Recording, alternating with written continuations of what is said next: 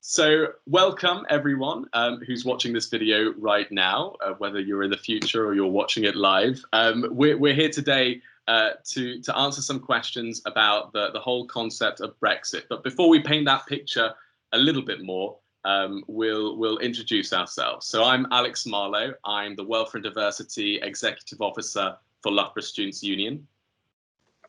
Hello everyone, I'm Gabo Ortiz Vieira. I am the International Officer for the Loughborough Students' Union. I'm Martin Matthews from Student Advice at the university and specialising in visa immigration and student finance issues. Hi everybody, I'm Andy. I'm also from Student Advice. My areas of specialism are housing advice and visa advice. Yeah, thank you for being here, Martin and Andy. We have seen a little bit of anxiety from EU students about how Brexit is going to affect them specifically. And so Alex and I have managed to gather a lot of questions that come from the students directly. The questions are phrased verbatim from them, and we were just hoping you could give us some answers to clarify some of the doubts that we have in the student population. Well, we're glad to be here. It's actually just about the anniversary of Brexit. Brexit happened at the end of January last year, and people are probably getting justifiably anxious about it because the transition period ended at the end of December. And so in effect, it was like the UK hadn't left the EU until the end of December. And so because it's really taken effect, it's understandable why, that's on people's minds, and no doubt it will be on people's minds for a good while whilst they're completing their studies and moving on to whatever else. I think if we're going to be answering some questions, we're going to have a very wide audience because EU nationals, if we use that terminology throughout, it's going to cover different groups. I think if we say EU, we're probably going to still be including EEA, so that's going to include any of our students who are from Iceland, Liechtenstein and Norway as well, and also Switzerland, any Swiss students, because there's a bilateral agreement with Switzerland as well. And when we go through perhaps some of the issues, Irish nationals who are EU citizens are treated a bit differently because the UK hasn't left the common travel area. So that they get a slightly different treatment as well within that. So we have to bear in mind all the different permutations, perhaps. And then one of the big distinctions will be about existing students or new students who are coming to the UK after the end of the transition period. So there will be a distinction between those who are already here or have been here in the UK before the end of last year and students or new courses starting in the future. That might make differences as well. So. Thank you for that, Martin. That's really helpful to make that distinction a little bit clearer, or at least preface our questions a little bit more. Interesting to know that we are somewhat, I guess, celebrating the anniversary of Brexit, but it seems very much an apt time that we're answering some of these student concerns. So with that, let's go into the first question. And so one of our students has put to us, how will Brexit affect tuition fees, both for students that are enrolled in a course and students who are, like me, applying for a master's degree? Okay, well, that's a real compound question. You started with a big one there.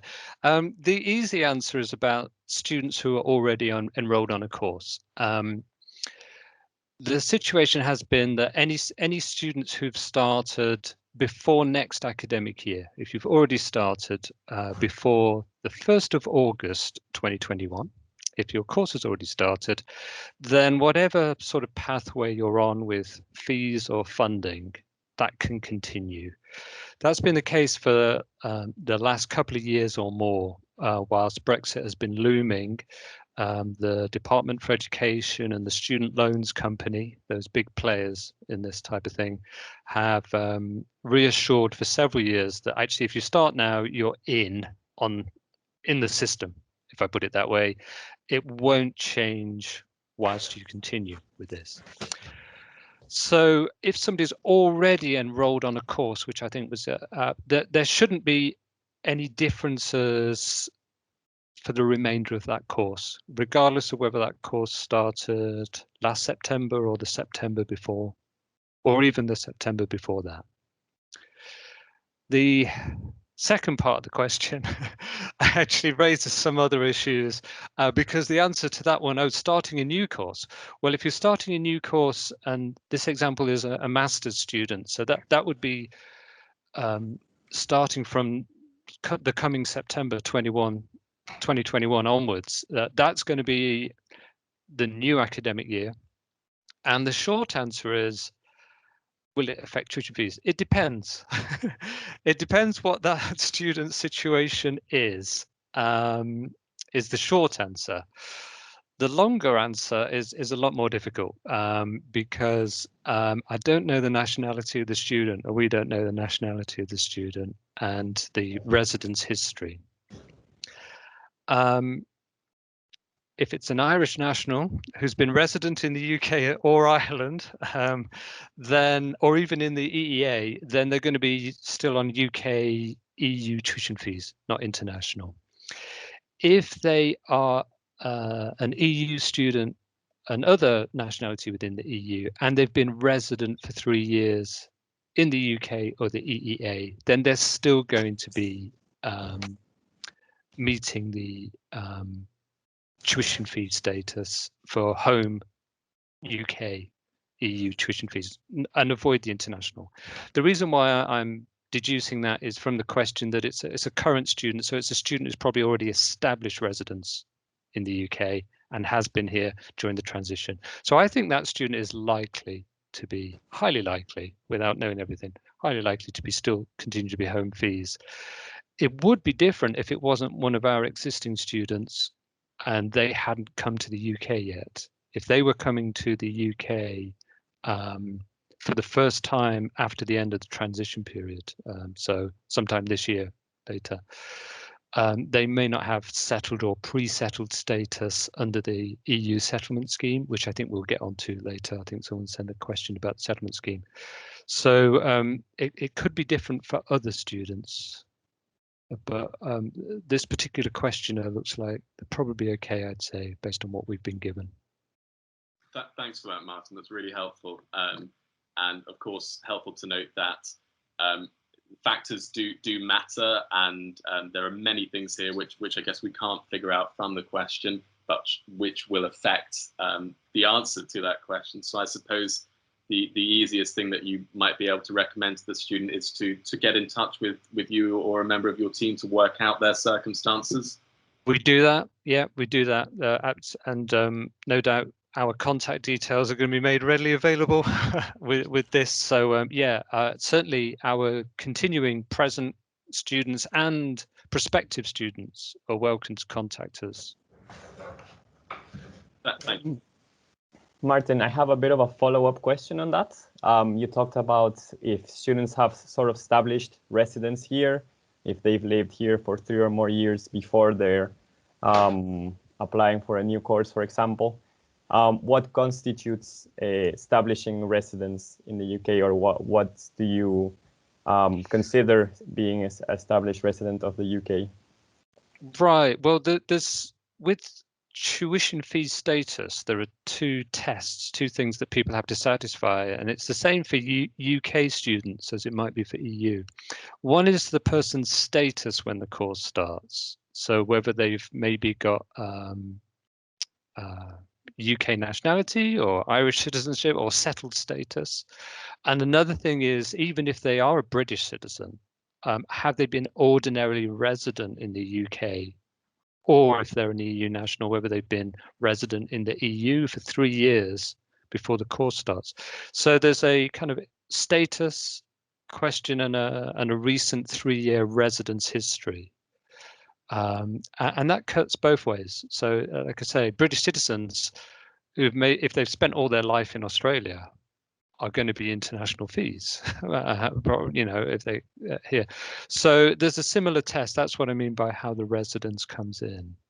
So if an EU national has got status in the UK and also the right residence history, so if they're Italian but always lived in Argentina, or Portuguese always lived in Brazil, it won't quite get you there.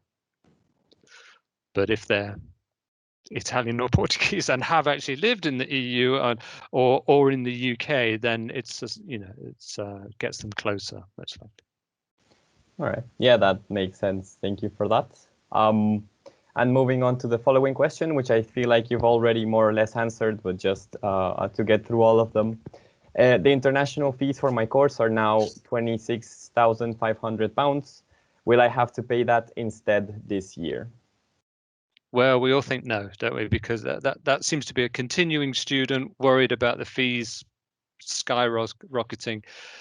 No, that shouldn't happen whilst the student continues. Yeah. Fantastic. So making good pace. Let's go to the next question, which is, my master's is split over 2 years. Will I pay international fees next year, or will it be the same as this year? Wow, that's like 2 happy answers in a row, isn't it? we can reassure yet another person that no, while the course continues, it doesn't change, because they've already started. They've got their second year to move on to, so they're in. Be reassured.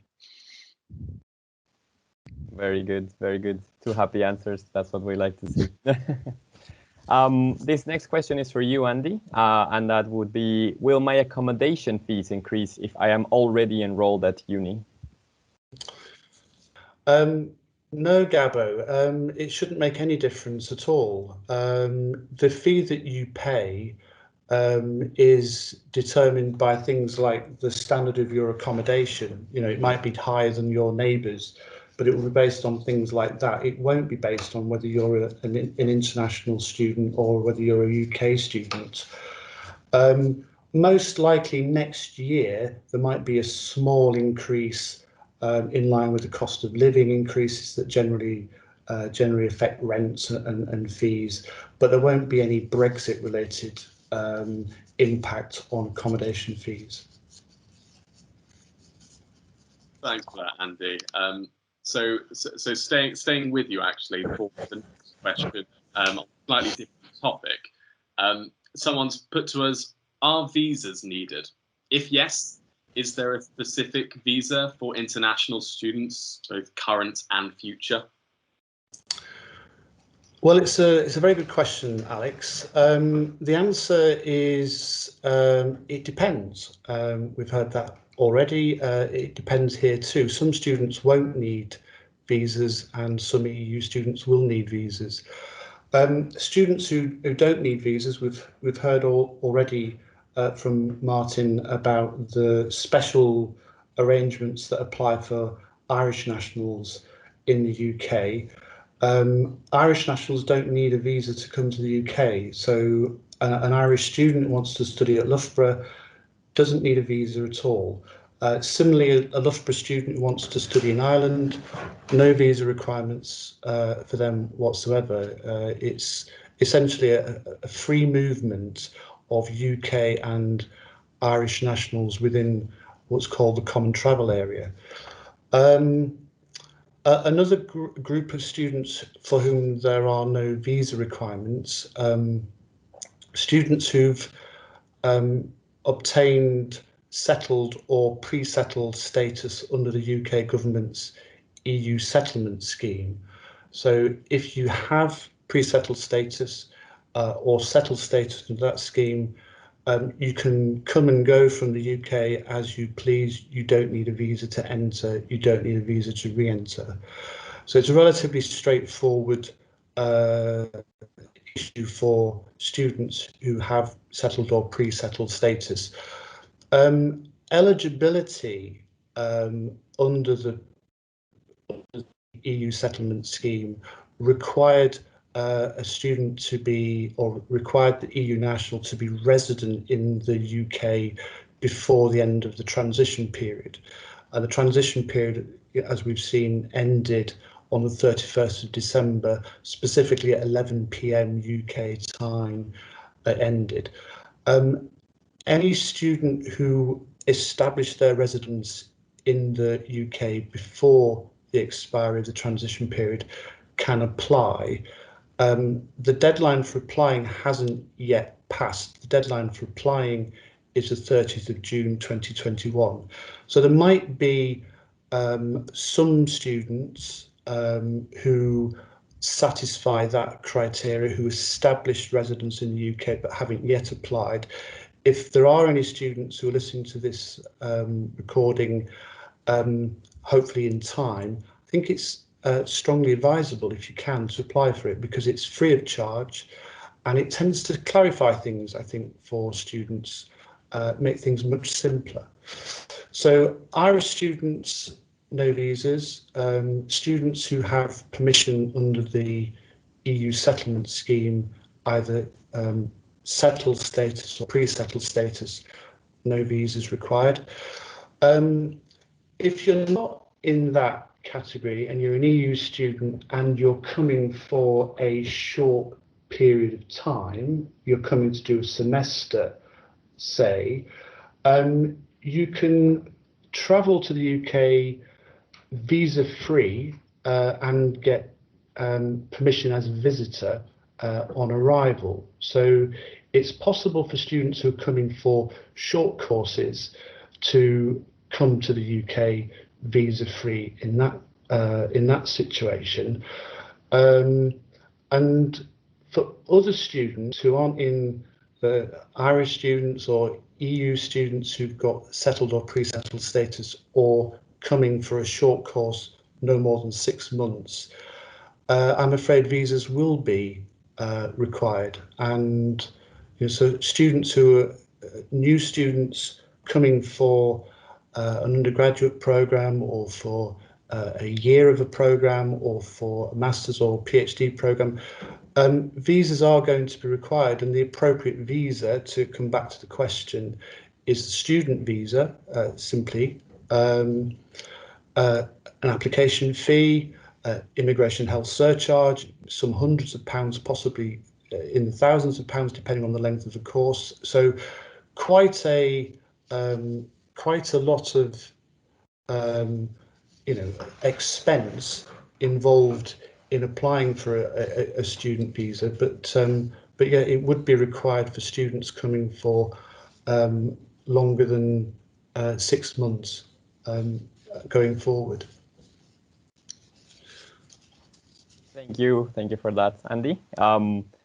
Well, I think it's a good thing for current students that if they're already living here, it's a free of charge to get a pre-settled or settled status, and it's good to hear all of these solutions that you present.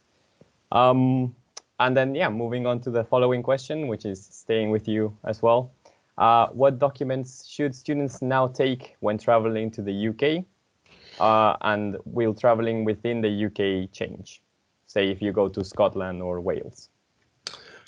Well, I'll deal with the second part first. That's I can give a happy answer. No, there's no, in effect, border between England and Wales or England and Scotland, so there shouldn't be any issue about travelling within the UK if you're an EU student and you come to the UK. So that's not an issue.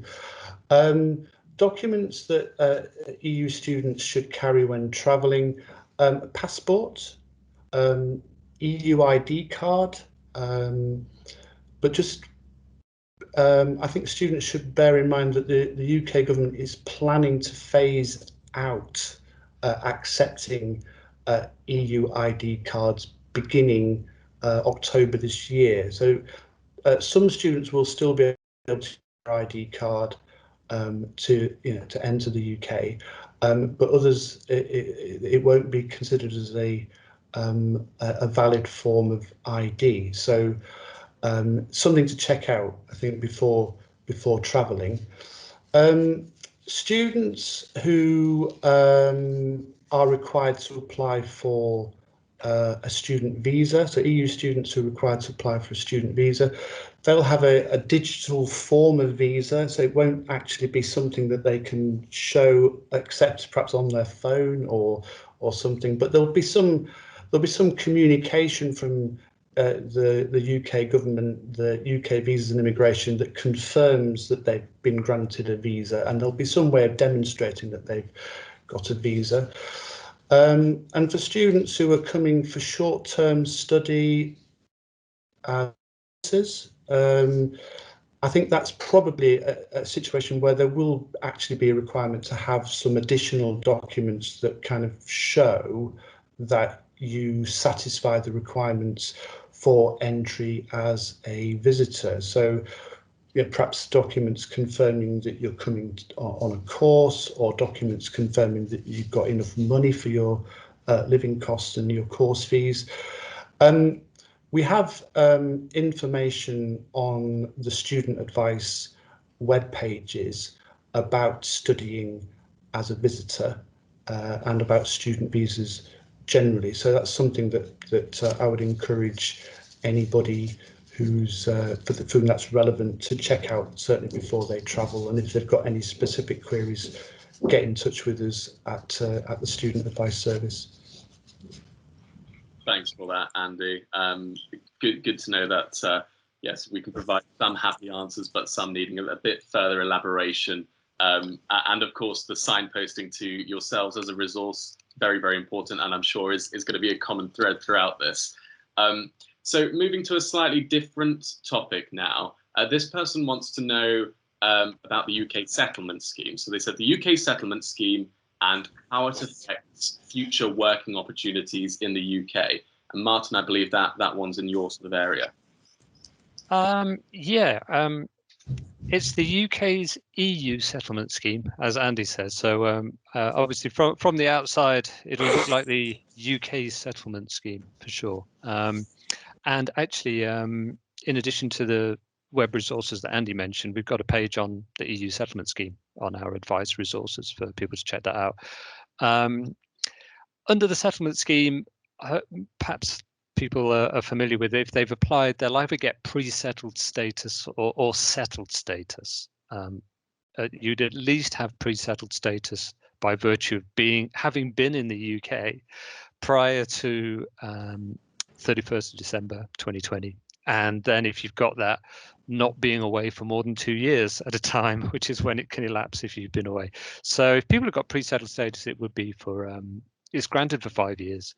And it just acknowledges somebody's ongoing right to live and work and study and shop and do whatever else people do for the duration of that beyond the withdrawal of the UK.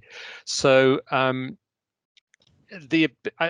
how it affects working opportunities was the question. It's hard to know how it's going to affect the economy. I won't answer that, but the individual's abilities, the individual's opportunities are going to be there.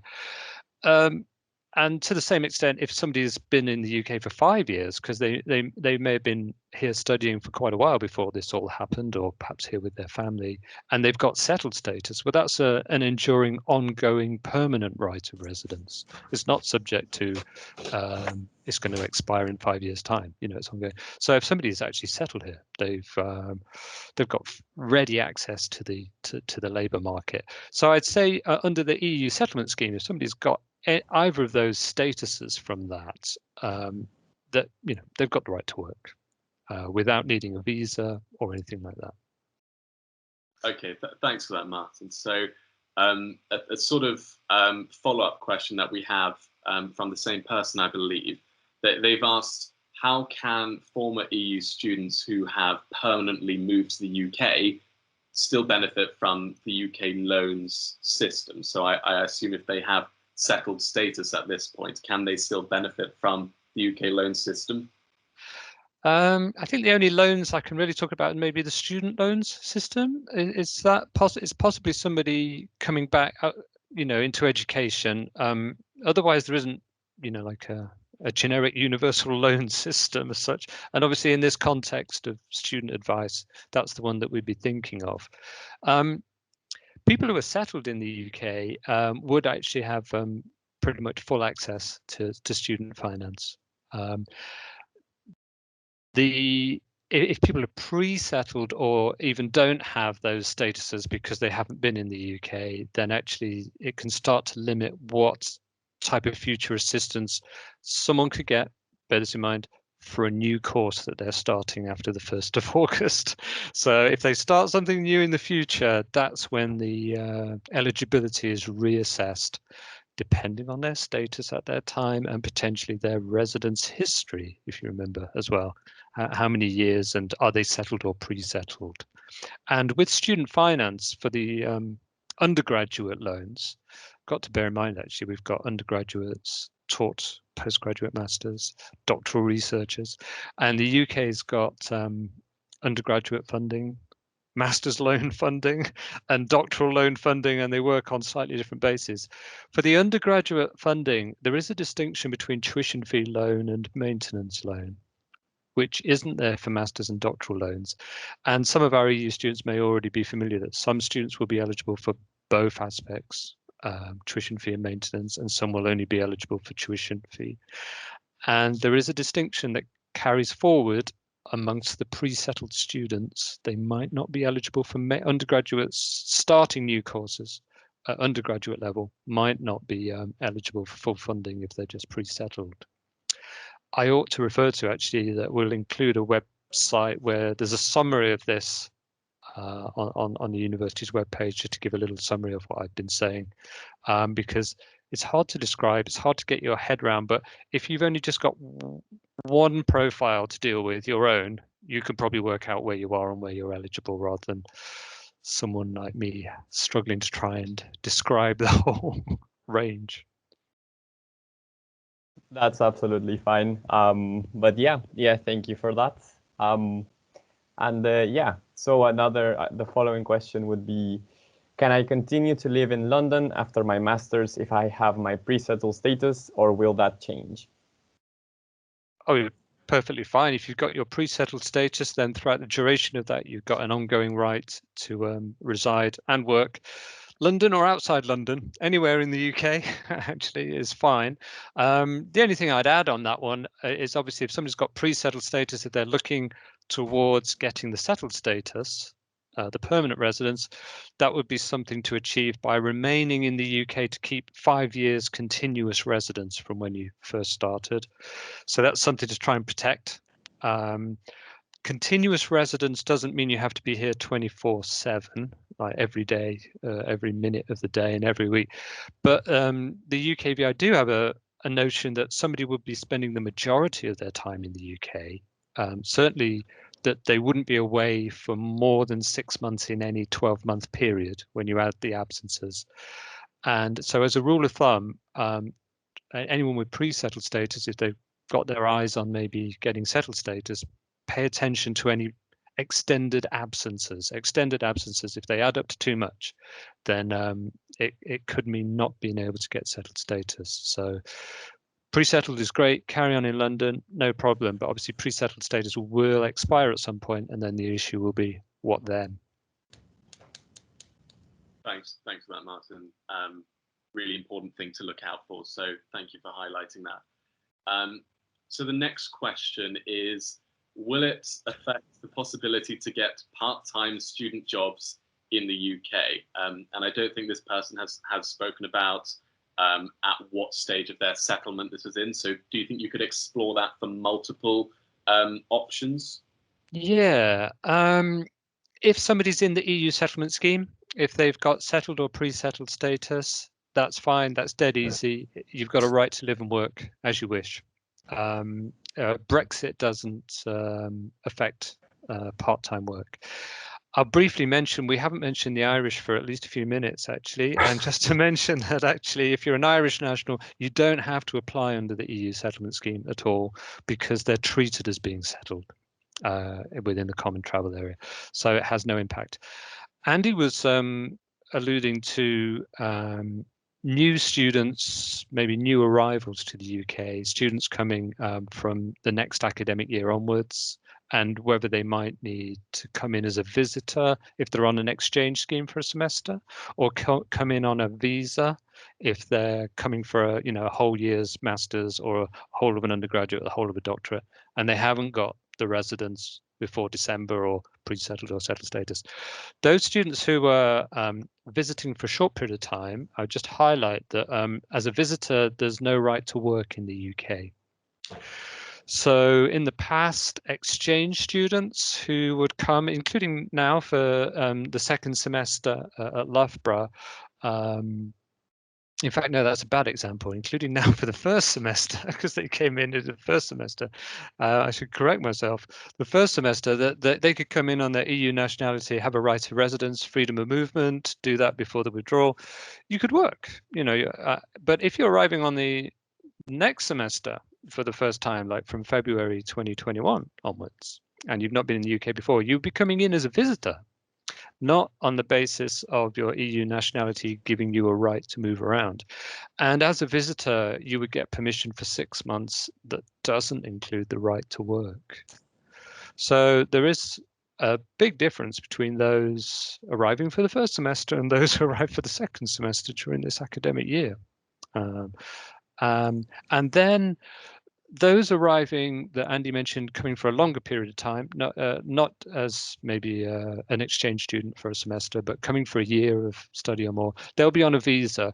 Those student visas are what all the international students use, historically outside the EU. Typically for degree level study, that will allow 20 hours work per week as well. So just about all students will still be able to do some work, except for the visiting students on a short-term basis. Thank you again. Yeah, very important aspect of uni life for a lot of students. So it's really good to sort of understand how that's going to work. And moving on to a sort of different topic, one that also has raised a lot of questions from international students, and that would be Erasmus placements and other university schemes. So this first question on that is for Andy. What will happen with the Erasmus/university-wide scheme programs and the Erasmus funding? Well, the university is still participating in Erasmus for the remainder of this academic year. So we're still expecting incoming students, and we're still seeing outgoing students under the Erasmus scheme. Things carrying on as normal. The UK government has indicated that it's going to withdraw from the Erasmus programme going forward. Some early plans, I think, have been published about introducing a Turing scheme, which will be a similar exchange programme, not necessarily not an EU scheme or a scheme for European exchange, but essentially a scheme with a wider remit. So other countries from around the world too. The details of that scheme, I think, need to be worked out and published. But I would anticipate that the university would be participating in that going forward.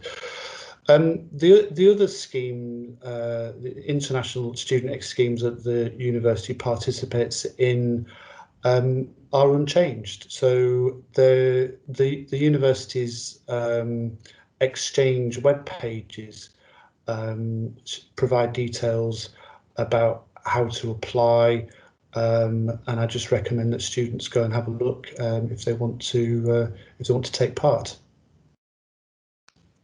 Thanks for that, Andy. So, yeah, as Gabo said, a lot of questions from students about the Erasmus scheme. So it's helpful to note that it will cease to exist as we know it. From what point? Could you just restate that? I think it's from. I mean, Martin may correct me. I think from August 2021. I think that's perhaps the cut-off point. But I think most participants under the scheme, if you were going out on a semester, I think it would be, under the scheme, it would perhaps be in February through to June times, so that it's still available for students in that scenario. But yeah, I think the cut-off point is August 2021, when the scheme will formally close, if you like. So. Okay, thank you for that. Thank you for clarifying that. So this next question from a student, I think, Martin, you're down to answer this one, but they want to know if there will be any scholarships available from next year, and I presume for international students, for former EU students, I think they're just a little bit confused about if there are any scholarships still happening. Yeah, there will be. For any students and scholarships, there's always a range. In fact, some scholarship schemes are more generous towards international students than they are to home or EU students, because home and UK EU students can often access, UK-based funding. So there will definitely be scholarships. Whether there'll be any special changes in the weighting of those, because maybe there'll be fewer EU funded students as time progresses, because the number of students who are covered by the withdrawal agreement, that were here before the end of December 2020, is going to decrease over time, isn't it? So no doubt there may be a shift there, but equally that would mean that there'll be more students paying international fees. And so the whole funding image and modelling is something that would be beyond myself or my role as an individual advisor. Then no doubt, it generates some issues for the university's financial planning. But depending on the programme and which campus, because there are different scholarship models for the London campus, they're often generally much more widely available and maybe a little bit more generous percentage-wise than on the Loughborough campus. So I think students have to check out level of study, their own background, and the type of scholarships, because scholarships could be, tuition fee discounts or actual what we call maintenance or stipends, and that varies depending on the level of study and the program and the campus. But they exist now. There's a broad range of multiple different ways of maybe being able to put funding together, and no doubt that will persist in the future. The weighting of it, the modelling of it might change a little bit, I guess, because the population might change in how it's funded. But always check those things out in advance and be looking at those when the applications are being planned. We're familiar with getting queries from students looking for scholarships after they've started. It's a little bit too late to try and get that big funding.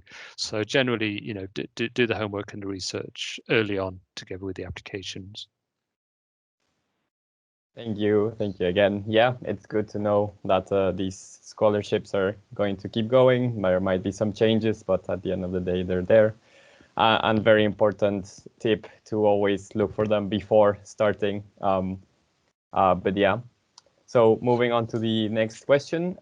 Is the university releasing a statement on how the Brexit deal will affect non-UK people and students in the years to come?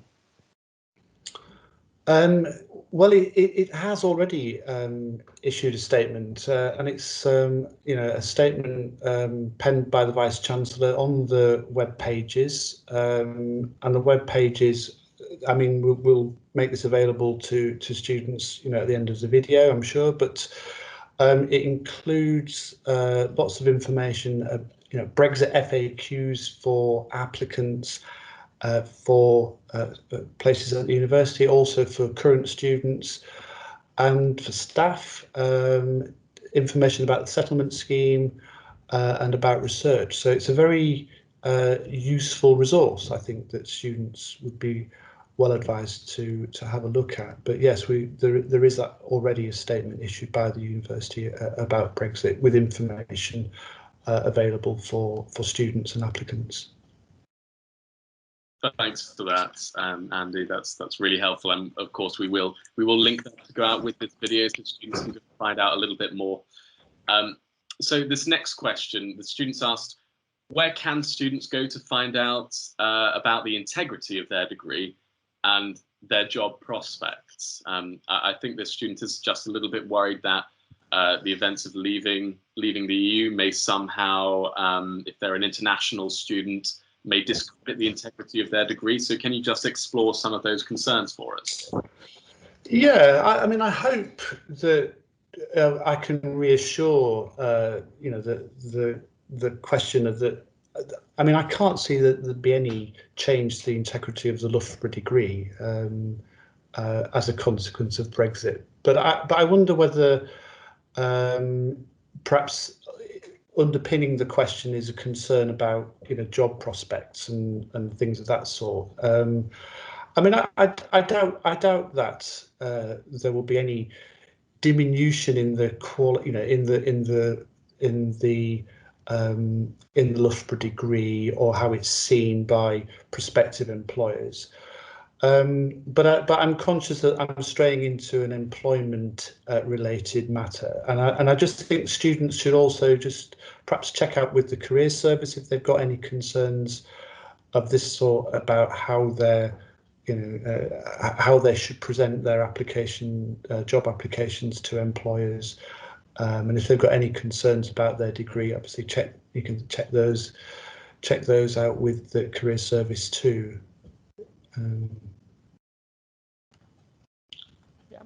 Thank you.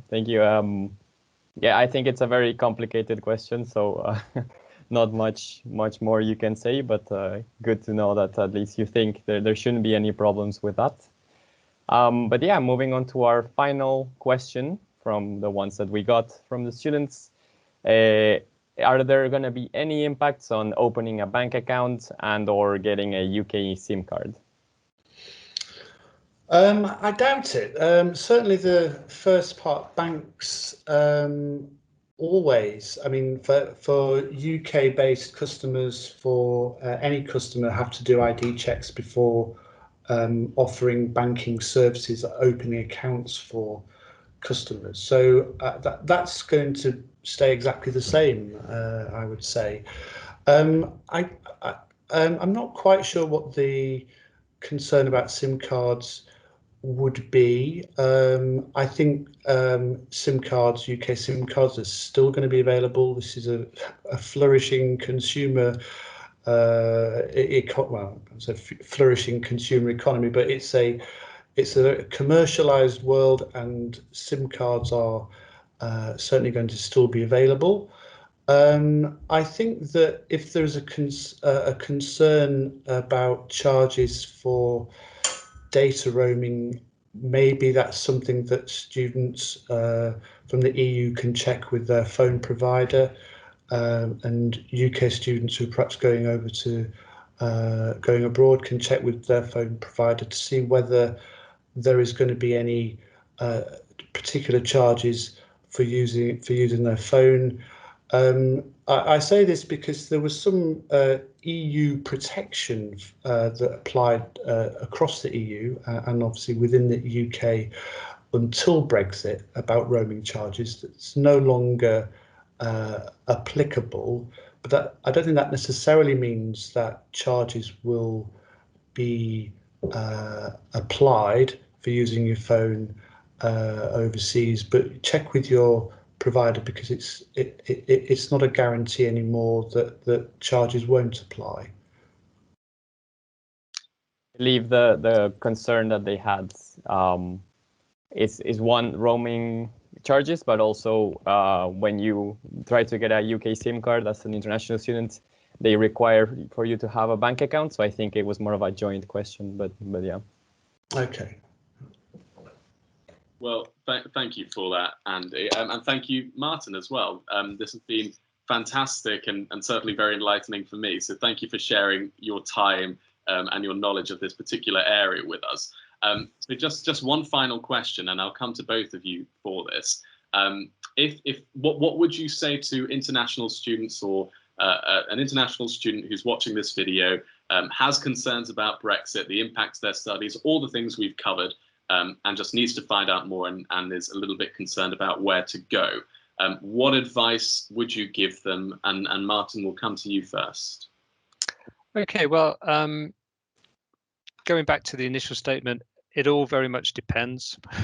So I think we'll have a link provided to the Brexit page, which summarizes things, but that's no substitute for knowing exactly where somebody is and what their plans are, because it can rely on what you've been doing when and whether anything's going to change, and whether you have made your application to the settlement scheme and what was the outcome, and not only what are you planning to do, but when are you planning to do that, maybe. We can be contacted for individual advice. We can do that. So if we've got emails, we can do appointments with the phone and MS Teams so that we can get down to the nitty-gritty with people. And I'd say it's better to find out beforehand than find out afterwards after you've after you can't change something. So it is better to be prepared, and we're available for that if people want to make use of us. Thanks for that, Martin. Andy, anything to add from your side? I'll just amplify Martin's point, really. There's plenty of online resources available. We've referred to a number of them throughout our chat today. And I think that the students can most likely find answers to any queries that they have by using those resources. But if there are specific queries or if there are specific concerns, then contact student advice about them, and we'll be able to advise and help. And I would encourage students to do that. And I've just got one other suggestion as well, is that if there are enough questions and they come to you, then if this works, then we're quite happy to reconvene and deal with the next tranche of questions that focus on issues that perhaps that we've aired through this. We're quite happy to do this again if it helps. Fantastic. Well, thank you both. It certainly has been a great help, I think, just to collate these questions, just to have an opportunity to ask them, to receive some answers from the experts, and to hopefully help the students who are watching this. So absolutely, if we receive some follow-up questions or even some more concerns and questions, we'll absolutely get back in touch with you. This has been very, very helpful. So thank you both very much. And that's it.